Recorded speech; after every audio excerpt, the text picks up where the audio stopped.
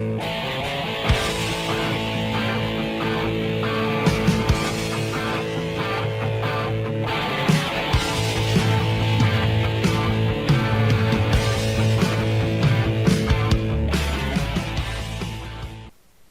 good morning, everyone. I had a little neat load that I was doing, and the reason why we're doing this as a photograph is because the load got canceled.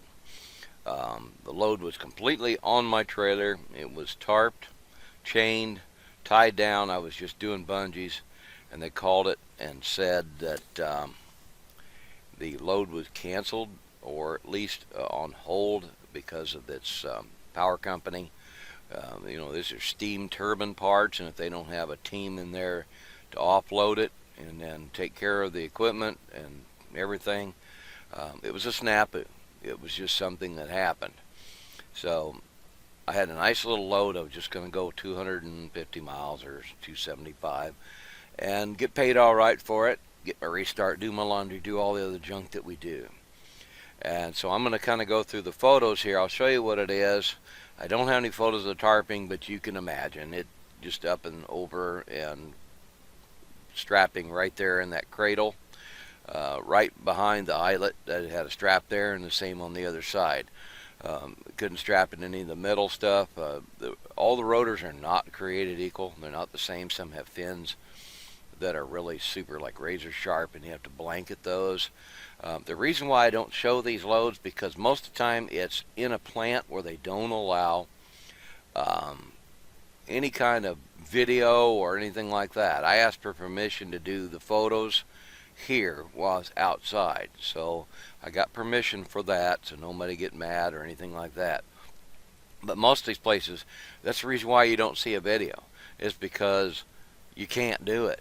I couldn't do it. I mean, I can show you a tarp lump of crap sitting on the trailer, but you're not going to tell what the hell it is because I'm inside the plant doing it, and then I have to tarp before I'm allowed to leave the building or leave the area. So there's a reason for some of the lack of videos. I'm doing loads, but I'm not always able to take shots of it. So this is what you're going to see. So if I say I've got a power company rotor or steam turbine or whatever load, you'll know what I did, and this is it right here. So let's go to the next picture. You can kind of see, these are my red shackles right here that I carry, and I was able to put it through the eyelets because, normally these hooks are the size that are not going to fit through there, so you need a shackle, and I carry 4 of those. I probably should have more, but geez Louise, I'm going to need a tool cabinet if I keep putting more crap on my truck. So what you can see, I think, here, and we'll check it after a bit here, is the these are not on the deck. They're on wood blocks. They can't really be on the deck. There's too much weight. As you can see, that's aluminum, and it'll just punch holes in it. Let me see if we can catch it. There you go. Now you can see the wood blocks that are under it. And I did a single chain dual binder with my red shackles. It's a little bit better. The only thing they did all the lifting from inside the main portion of the rotor with an overhead crane. These straps right here are what's holding this whole spindle piece, this rotor, in this big steel cradle. So these straps are holding the weight of the rotor and these. So they go pretty easy, and I'd stay really clear when they're doing all that stuff. So they had 2 of these pallets right here, and they put one of them up on the top of my on my front deck, because I had all my equipment on the bottom, and then one little pallet of cable that needed to go, which is right here. This is the other pallet here. So all I did was I had room, with my weird trailer for 1 strap. I actually could move that with 2 fingers. That's just 50 pounds, 100, I don't know. Okay, and there's another shot of it, and you can see it's kind of long and a little tall, but my biggest point is getting 4 rigid chains down on here, straight down as close as you can, getting all neutral. If I'm tightening both from one side, because it's up on a skid and it's slick, what I'll do is I'll just give them a snug, and I'll go to the other side, and then I'll give them their reef down, because that way you're pulling against the other chain. So you just keep cranking and cranking and cranking and going, damn, this thing won't tighten up. That's because you're sliding the piece. You don't want to do that. So just snug it up, go to the other side, and reef her down, and that'll help you. There's another shot of the lumber. They had just the blocks. So they said, well, it's not going to work, and they had to go cut some 2x6 to put underneath there to lift that up off of the deal. It makes it so much more stable. And there's the other end here with the straps and stuff.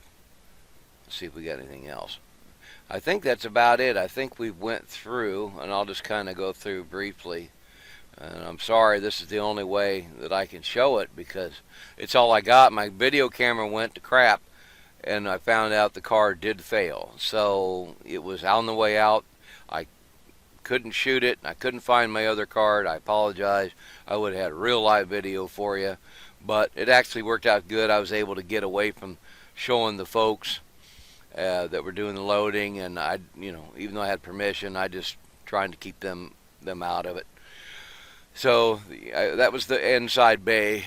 They had us pull out to put the other piece on the top because of there is a lip there, and it's very heavy. I mean, the pallet was breaking in several places as they were trying to load it. So they brought it around and set it on top deck. I was able to get everything tarped and strapped before we got the shutdown notice. It happens. It's power company stuff. Anything can happen.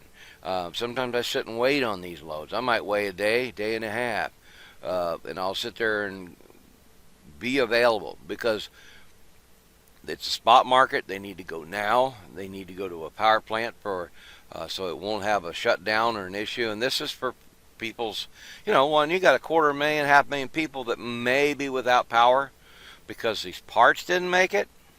Who knows? I mean, if these are supposed to be brought online as a replacement and then brought up to speed.